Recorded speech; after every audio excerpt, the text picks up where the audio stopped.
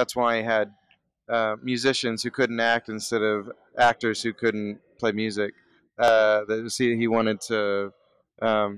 that part to be authentic, because it's not most of the time.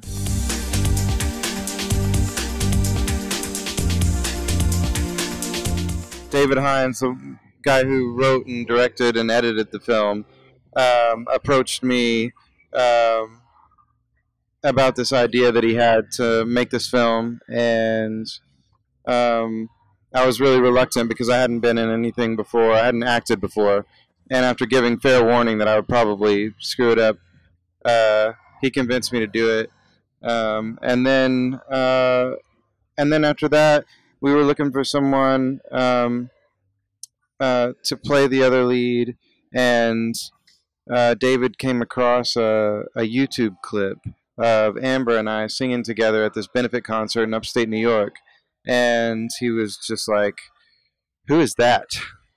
And I told him, and he said, "Well, do you think she would want to do the movie? Because nobody sings like that with you." So naturally, and I was like, "Well, you can ask her," and so he did, and she said no. No, she accepted eventually. Is that the story? That's pretty close. Yeah. The two characters are strangers, and they're on a plane in LA going to New York. They're sitting next to each other on the plane, and the attacks happen. The plane is returned to LA, and they still need to get to New York.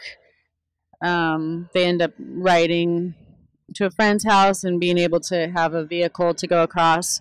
And I guess it's a story about kind of the intimacy that's shared by everybody, like by the nation during those few days after. When I met David, one of the first things he said to me was that he wanted to write this story kind of to put the question out of, do we need to wait for another tragedy to find that same kindness?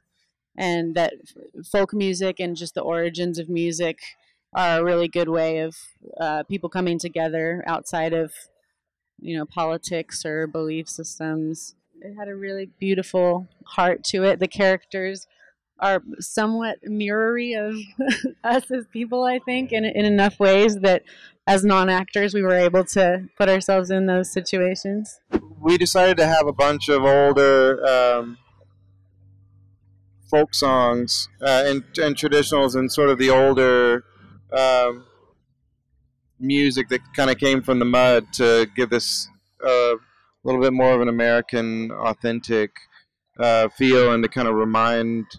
It seemed to really fit with the theme of a lot of that early '60s and even earlier folk music that people would sing along to, and the sentiment of like the Woody Guthries and the Pete Seegers of the world, bringing people together in that way.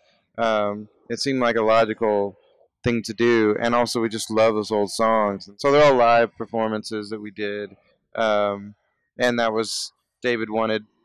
That's why he had musicians who couldn't act instead of actors who couldn't play music. He wanted that part to be authentic, because it's not most of the time. We did pull out a lot of songs that we didn't actually know together, or we kind of knew together or hadn't rehearsed, and or that we just thought of the moment before, and we decided to learn on the spot. And I think because we land in the same places, we were able to do that, and because we kind of are fans of similar music, so I think it made it so we really didn't have to act very much. It was lucky.